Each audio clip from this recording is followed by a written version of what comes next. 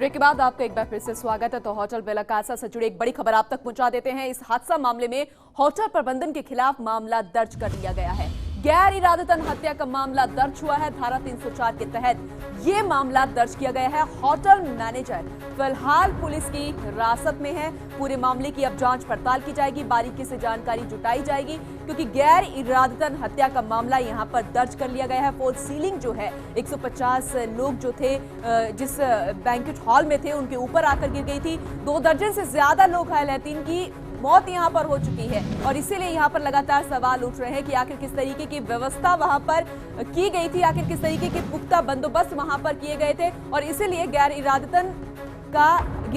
इरादतन हत्या का मामला यहां पर उस होटल मैनेजर के खिलाफ दर्ज कर लिया गया है 304 के तहत और पूरे तरीके से उस होटल को सील कर दिया गया है। हर एक जानकारी अब जुटाने की कोशिश यहां पर प्रशासन द्वारा की जा रही है।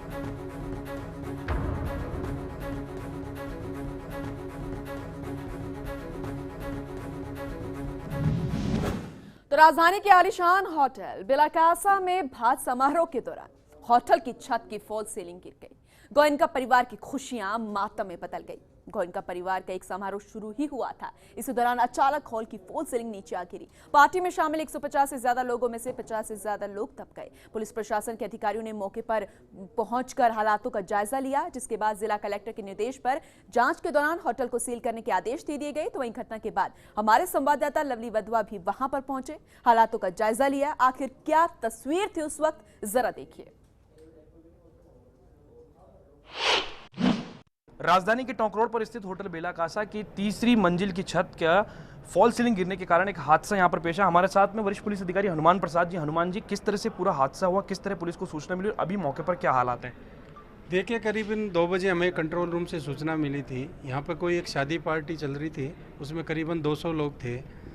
इतना मिली कि वहाँ की सीलिंग नीचे गिरी है। इस सूचना पर हम तुरंत वहाँ से दौड़े। हमारे उच्चाधिकारी यहाँ पे पहुँचे मौके पर।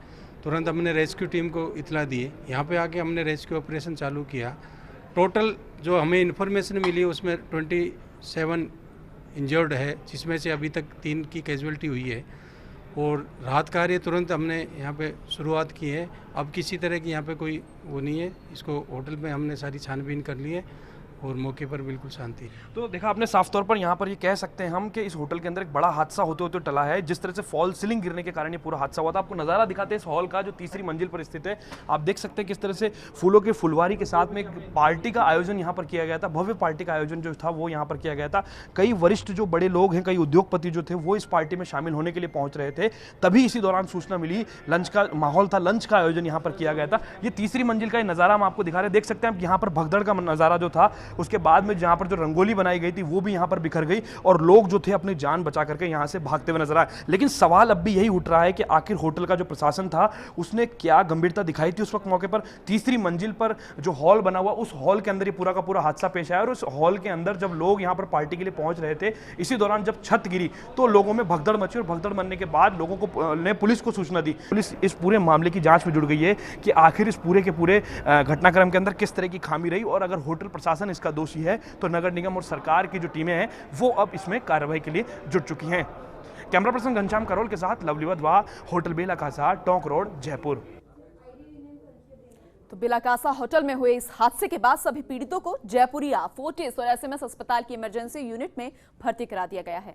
मामले की सूचना मिलते ही चिकित्सा मंत्री राजेंद्र राठौड़ ने जयपुरिया अस्पताल सहित फोर्टिस और एसएमएस अस्पताल का दौरा किया और इस हादसे में घायल हुए पीड़ितों का हाल भी जाना। आपको बता दें कि हादसे के चलते जयपुरिया अस्पताल में 8 लोग भर्ती हैं, फोर्टिस अस्पताल में 18 लोग भर्ती हैं और एसएमएस में 5 लोगों को भर्ती किया गया है।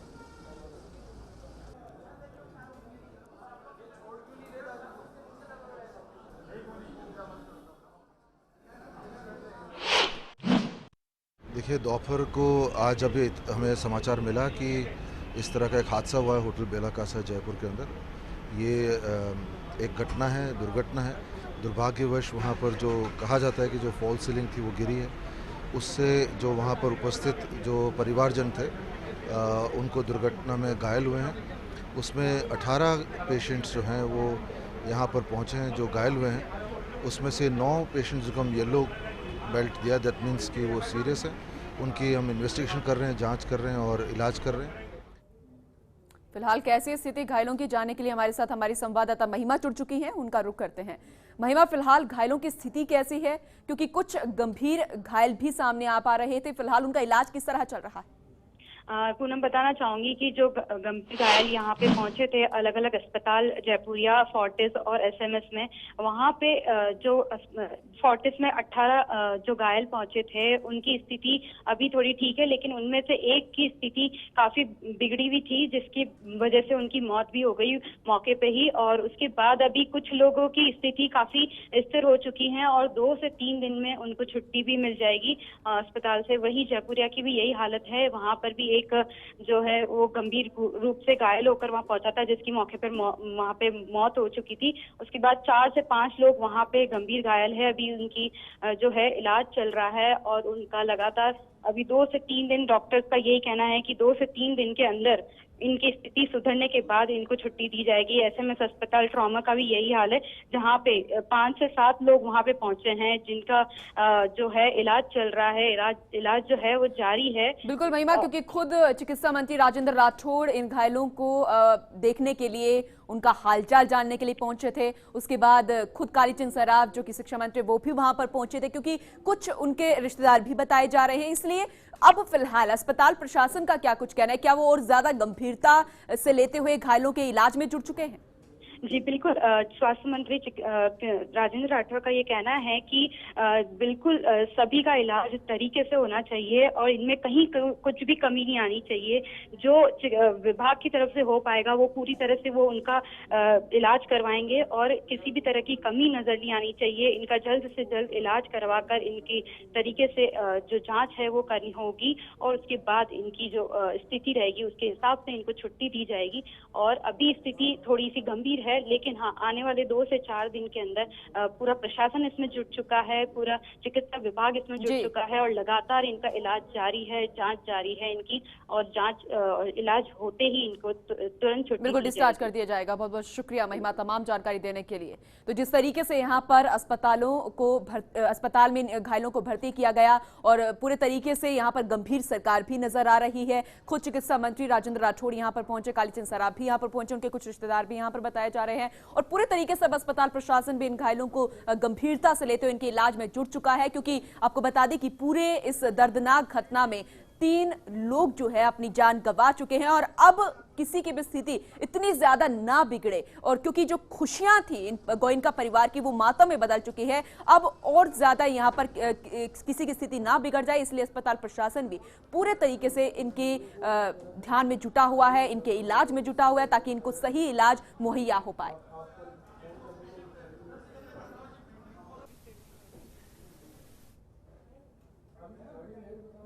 तो जयपुर के 5 सितारा होटल बेला कासा के इस हादसे को सरकार और प्रशासन ने बड़ी गंभीरता से लिया है। जिला प्रशासन ने होटल बेला कासा को सील करने के निर्देश दे दिए। होटल में ठहरे हुए लोगों को दूसरी जगह होटल में शिफ्ट करने को कह दिया गया। जिला कलेक्टर सिद्धार्थ महाजन और पुलिस कमिश्नर संजय अग्रवाल ने कहा कि हादसे में होटल प्रशासन की प्रथम दृष्टया बड़ी लापरवाही सामने आई है। होटल को सील कर पीडब्ल्यूडी के इंजीनियर से पूरी जांच करवाई जाएगी। जांच होने तक होटल बंद रहेगा। जिस इमारत में होटल बनी हुई है उस पूरी इमारत को भी जांच करवाने के निर्देश दे दिए गए हैं। पुलिस कमिश्नर संजय अग्रवाल ने जवाहर सर्कल थाना प्रभारी को फोन कर होटल मैनेजर के खिलाफ गैर इरादतन हत्या का मामला दर्ज करवाने के निर्देश दिए, जो कि मामला दर्ज कर लिया गया और फिलहाल जो होटल का मैनेजर है वो फिलहाल पुलिस की हिरासत में है।